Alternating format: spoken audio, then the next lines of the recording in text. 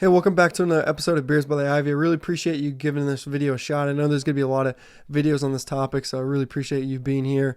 Let me know what you think in the comments.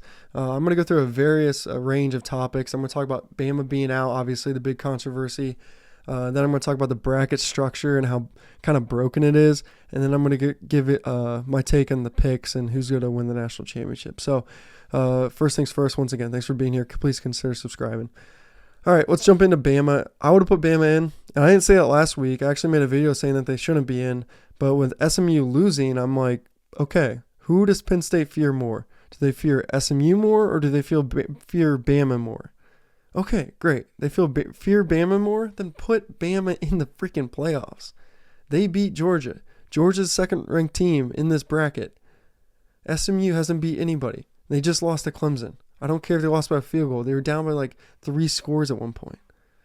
But that's my opinion. I'm fine with SMU being in. I don't have like hate on SMU. I'm just saying I would have put Bama in. All right, and then let's talk about the brokenness of this bracket. The brokenness of the bracket is the fact that they gave buys to teams that don't deserve buys. And we knew this, right? And they're trying to make conference championships like mean something. Conference championships just shouldn't exist. Like, why have conference? This is a money scheme. Take conference championships out. Or if you want to keep them in, fine. But make sure the top 4 teams get a bye. Because it just makes it a little bit lopsided. I mean, it makes it good for first round games, but some of these second round games are going to be totally, totally bad. All right, but let's just jump into it a little bit further. Oregon got totally screwed. They had to play either Tennessee or Ohio State. And then Penn State, who they just beat, gets to play SMU, who didn't even win the ACC. And then they get to play Boise State, who honestly just has a really good running back. That draw, I mean, literally, Oregon did everything right this season. They beat Ohio State. They beat, I believe, USC. They beat Boise State. I believe they beat Michigan too. I'll have to check on that. But nonetheless, they're undefeated. They're the only team that is undefeated. And they get the draw against Tennessee or Ohio State. And Ohio State was most people's pick to win the national championship before the year. Are you kidding me? There should be a reseeding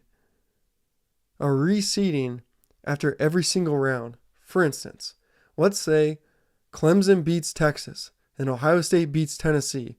Oregon would play the lowest seed, which would be Clemson. They would not play Ohio State. That is the biggest flaw I've ever seen in a bracket. It just makes 0 sense. So that's my soapbox take on the bracket. But let's kind of go through the games I see. Clemson versus Texas. Texas is going to wipe the floor with them. They will win that game. Ohio State versus Tennessee. If Ohio State loses, they deserve to fire Ryan Day. They should fire Ryan Day. I grew up a diehard Ohio State fan, putting a lot of Ohio State content out. I think it's a win-win if you're a Ohio State fan. I'm an Ohio State fan. It's a win-win. If Ohio State wins, great, you move on. If Ohio State loses, you fire Ryan Day and you go get like Mike Rabel or somebody who's like more badass. That's what Ohio State needs. Toughness. They need to get back to their core roots. So win-win there. SMU, Penn State. I don't think Penn State's good, but I'll tell you right now, I've been on this train for years. I don't think James Franklin's a good coach at all. Loses every single big game he's in. If you're a Penn State fan, we are, then how can you even back James Franklin if he loses this game? You guys deserve more. You guys deserve better. You're Penn State. I was talking to a dude like on the comments of one of my videos because when they lost to Ohio State, I was like, you got to fire James Franklin. He was like, oh, blah, blah, blah, blah, blah. He's such a good coach. He does this, he does that. He's really good friends with the athletic director. Blah, blah, blah. Shut up, dude. Win football games. All right, Indiana, Notre Dame. I went to IU, so it's been kind of crazy for me because I'm used to IU never being good at football, and it's like super easy because I'm just an Ohio State fan, and then I'll be an IU basketball fan because I went to IU, and that's just how I roll. But I was praying for Indiana to play Notre Dame. I was hoping for it. I was dreaming for Indiana to play Notre Dame. I think Notre Dame is so overrated. I just think they haven't. a decent run game and a quarterback who's just average, and they don't have a great pass game, and they got an average defense. And because they're Notre Dame, they always get ranked higher than they should be. And I cannot wait for the Indiana Hoosiers and Smokin' Sigs Nettie to walk into Notre Dame Stadium with Touchdown Jesus on, most likely, it's not going to be on NBC, but on ESPN primetime on December 20th. And Indiana's just going to knock them out. Indiana has what Texas has and what Oregon has, is the ability to get yards quickly and with ease in the pass game, because those three teams have incredibly good pass concepts. And I think if you're Indiana, you'll love this game. You'll love it. You freaking drive up, 4.5 hours?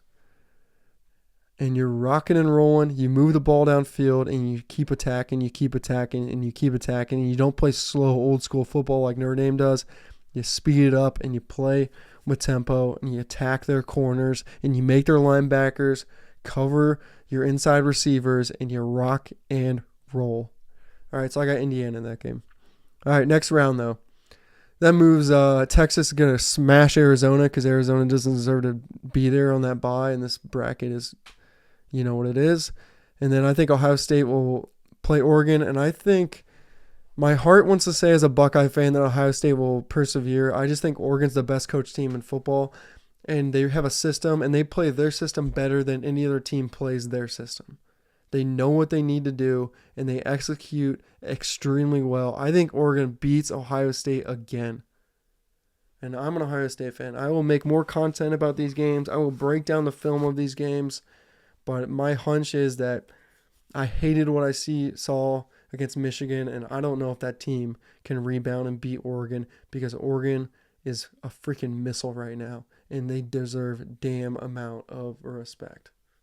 I should say large amounts of respect, but you get my point. A little bit sick here, so I'm not rolling on all cylinders. All right, let's keep it going, though. Penn State versus Boise State. Penn State should win this game.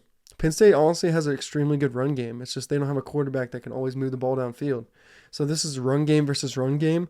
And though Boise State has the better running back, I think Penn State has just a better football team across the board on offense. So I think Penn State wins. And Penn State's defense is, solid Big Ten football team. So I think Penn State wins that game.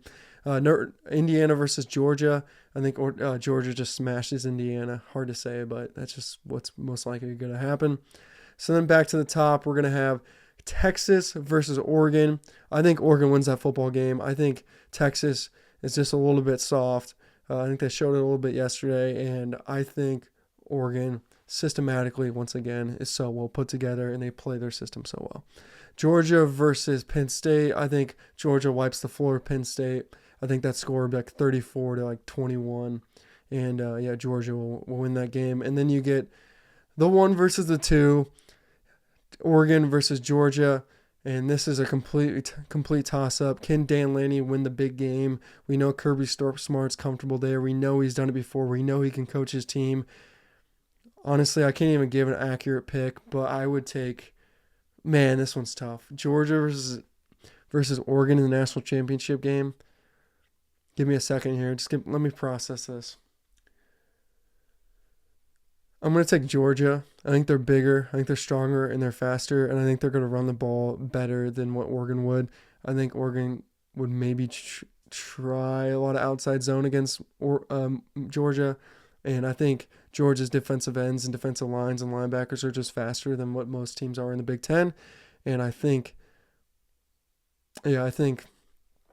Georgia's going to end up winning that game. So thanks, guys, for checking out today's video. Please consider subscribing. I'm going to have a lot more content. I know this was absolute rapid-fire craziness on this video, but we'll definitely be breaking down these games. I'll be jumping into the film, most likely, of all these teams and breaking down the matchups and doing all the post-game for each of these games. So please consider subscribing. Appreciate the support. Appreciate the nice comments. Comment below. Tell me what you think. But, yeah, really excited about college football. Man, what a time to be a college football fan, and let's keep it rocking. Go IU, go Ohio State, and thanks, guys.